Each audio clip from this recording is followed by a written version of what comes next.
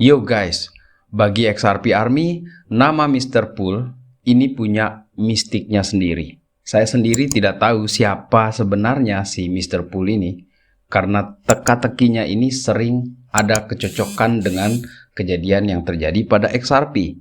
Kurang lebih mirip dengan The Simpsons, hanya saja The Simpsons itu lebih kepada peristiwa global atau umum ya.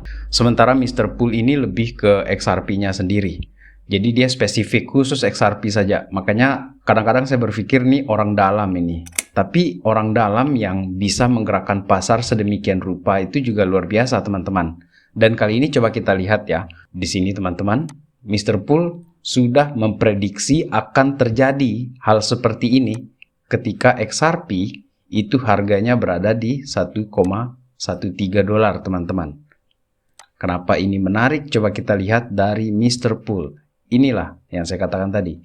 Mr. Pool memberi teka-teki atau riddle seperti biasa. 113 di sini teman-teman. Dan ini dia tweet pada tahun 2021 tanggal 19 bulan 6. Kurang lebih sama dengan apa yang terjadi dengan harga XRP pada tanggal 19 bulan 6 2026 sahabat Black Cuan. Banyak yang mengatakan ya ini kebetulan lah atau lucky guess gitu ya, tebakan yang beruntung atau tebakan yang tepat. Dan teman-teman, Mr. Pool ini bagi XRP Army itu semacam pembawa berita dari masa lalu yang menunjukkan kejadian di masa depan secara khusus kepada harganya XRP. Dan kalau kita lihat lagi ya teman-teman, Mr. Pool ini juga pernah men-tweet di tahun 2022 di sini pada tanggal 11 bulan 3. Nah, ini momennya nih. Dia mempost itu pada jam 6.19 PM. Bagaimana Anda kita sebut ini semacam teka-teki dari si Mr. Pool? Dari mana dia tahu kalau harga XRP itu akan 113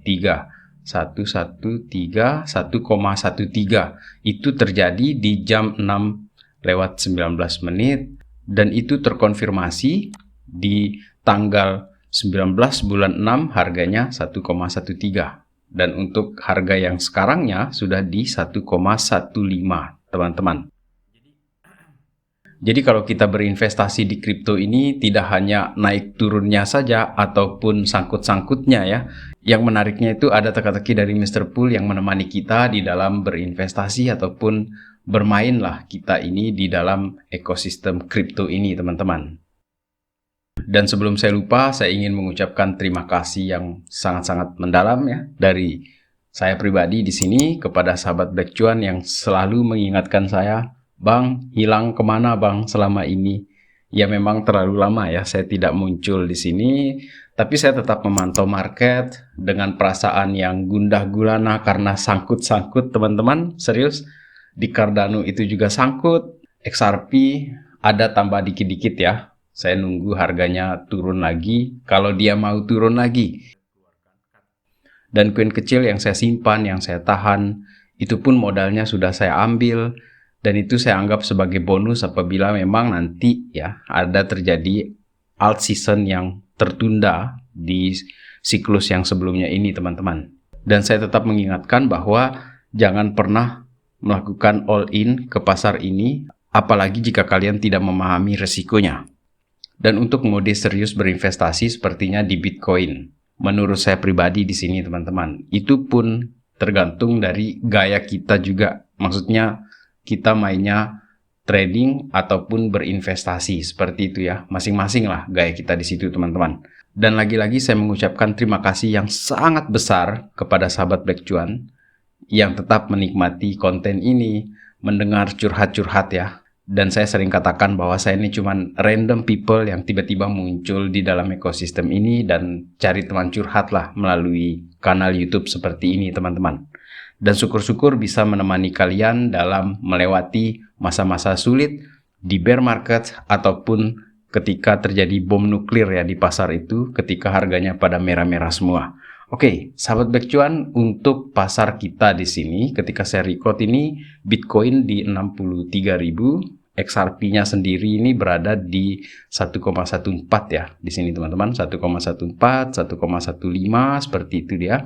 Dan Cardano, sahabat Black Cuan, yang dapat berita yang buruk sekali kemarin itu, dia digerus terus ini. Dan ya, sangkuters di sini harus sabar-sabar ya, terutama di Cardano di sini teman-teman. Jadi buat kalian yang mungkin juga sangkut, jaga mental ya, jaga mental sahabat Black Cuan. Dan atur resiko kalian, jangan sampai mengeluarkan uang yang terlalu besar di aset-aset yang sangat-sangat high risk ataupun volatilitasnya tinggi, yang kita tidak tahu pastinya ke depan itu akan seperti apa gitu.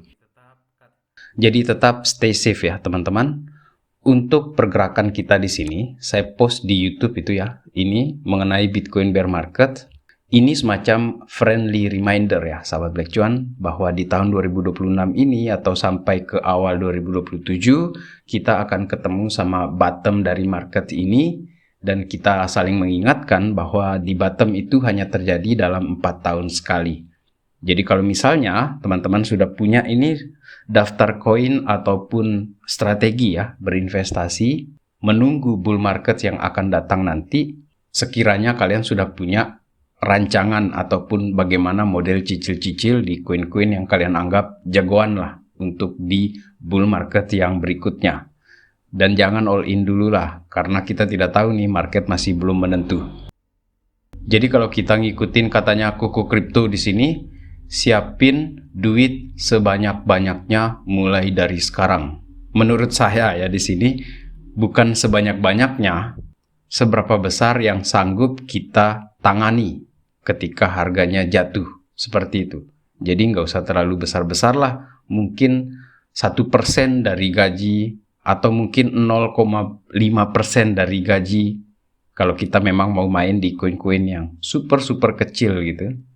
Akan tetapi beda cerita kalau di Bitcoin ataupun di Ethereum ya, koin-koin yang besar lah. Listnya itu kita tambahkan ada XRP ataupun koin-koin yang ada di dalam 20 besar, seperti itu teman-teman. Dan CZ di sini menyatakan bahwa FOMO ini akan mulai.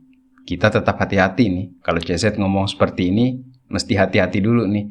Kadang-kadang ya teman-teman, ini kadang-kadang dia turun dulu nih harga.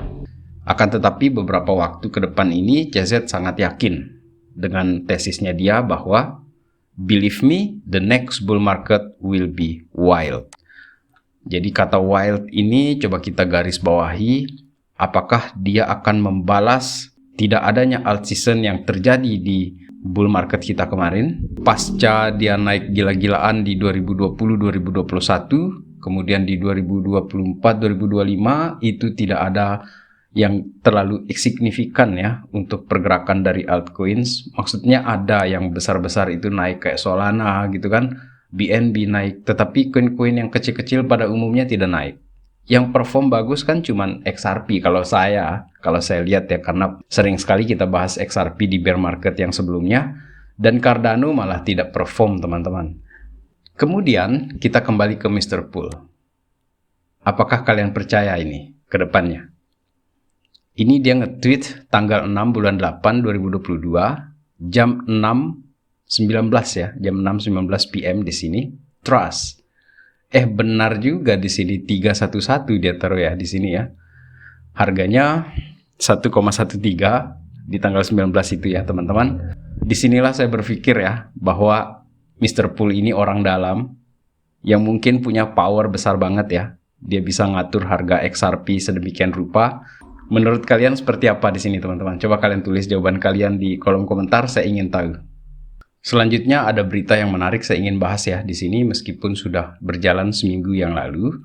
Di sini ada SpaceX IPO yang akhirnya ya si Elon Musk ini IPO untuk SpaceX-nya, dan terjadi kenaikan yang signifikan juga di saham ini. Akan tetapi satu hal yang saya ingin garis bawahi di sini adalah bahwa ternyata mereka punya aset Bitcoin yang banyak banget ya di sini teman-teman, si SpaceX ini.